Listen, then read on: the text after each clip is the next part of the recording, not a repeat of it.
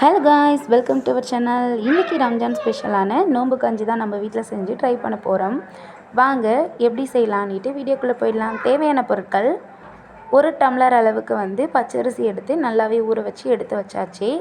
அப்புறம் 1 table spoon அளவுக்கு வெந்தயம் ஊற வச்சுருக்கேன். அப்புறம் தேவையான அளவுக்கு பச்சைப்பருப்பு, நறுக்கின பெரிய வெங்காயம், சின்ன வெங்காயம், நறுக்கின தக்காளி, இஞ்சி பூண்டு பேஸ்ட்டு, நறுக்கின கேரட், பீன்ஸ், கீரல் போட்ட பச்சை மிளகாய். இந்த பச்சை பட்டாணியில் தேவையான அளவுக்கு பாதி பச்சை பட்டாணி மட்டும் நம்ம யூஸ் பண்ணிக்கலாம். இது கூட சேர்க்குறதுக்கு சோளப்பல். வாங்க இந்த இன்க்ரீடியன்ஸ் வச்சு தான் இன்றைக்கி கஞ்சி செய்ய போகிறோம். வாங்க வீடியோக்குள்ளே போயிடலாம். இன்றைக்கி 1 டம்ளர் அரிசின்றதுனால சின்ன குக்கர் எடுத்து வச்சுருக்கேன். இந்த குக்கர் சூடானதுக்கு பிறகு தேவையான அளவுக்கு எண்ணெய் ஊற்றிக்கலாம். எண்ணெய் நல்லா காஞ்சி வந்ததுக்கு பிறகு ஏலக்காய், பட்டை, கிராம்பு எடுத்து வச்சுருக்கேன் தாளிக்கிறதுக்கு. இந்த ஸ்பைசஸ் நல்லா பொரிஞ்சு வந்துடட்டும். நல்லா வெடிச்சு வந்துருச்சு. இப்போது நறுக்கின பெரிய வெங்காயத்தை சேர்த்துக்கலாம்.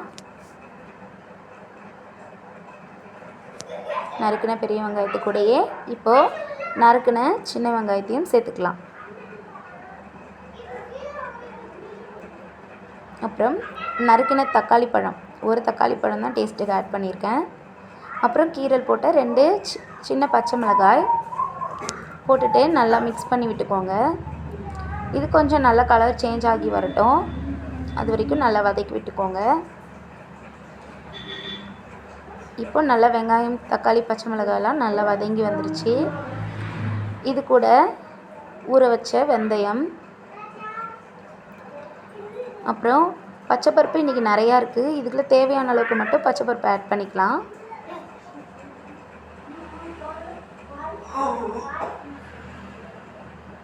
பச்சைப்பருப்பை ஆட் பண்ணிவிட்டு நல்லா கிளறி விட்டுக்கோங்க. நம்ம சேர்த்துருக்க வெந்தயம் உடம்புக்கு ரொம்பவே குளிர்ச்சி, ரொம்ப ஹெல்த்தியும் கூட. இது கூட 1 டேபிள் ஸ்பூன் அளவுக்கு இஞ்சி பூண்டு விழுது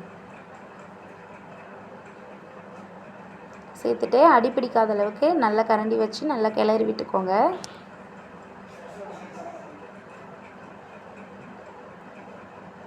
நல்லா அடிப்பிடிக்காத அளவுக்கு கிளறி விட்டாச்சு.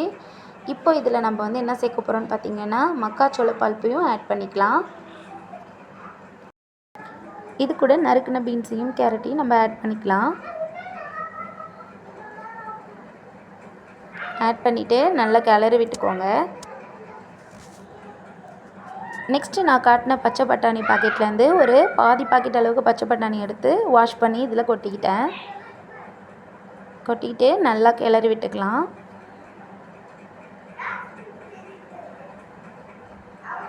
அப்புறம் நம்ம ஊற வச்சு எடுத்துருக்கோம் இல்லையா பச்சரிசி, அதையும் தண்ணியை வடிச்சிட்டு நம்ம இதில் சேர்த்துக்கலாம்.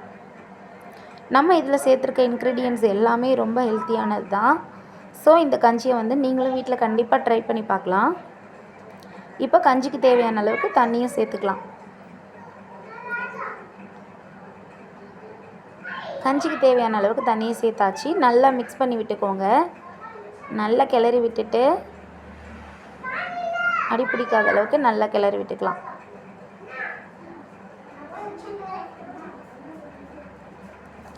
இப்போது நம்ம கஞ்சிக்கு தேவையான அளவுக்கு உப்பு சேர்த்துக்கலாம். நான் இன்றைக்கி சால்ட் உப்பு தான் ஆட் பண்ண போகிறேன். ஒரு 1.5 டேபிள் ஸ்பூன் அளவுக்கு சால்ட் உப்பு ஆட் பண்ணிட்டேன். வீட்டில் இருக்கும்போதெல்லாம் இந்த கஞ்சி அப்பா அடிக்கடி வாங்கிட்டு வந்து கொடுப்பாங்க. இந்த நோன்பு டைமில் மேரேஜுக்கு பிறகு சாப்பிடணுன்னு தோணுனாலே வீட்டில் செஞ்சு ட்ரை பண்ணி தான் நான் சாப்பிட்டுட்ருக்கேன்.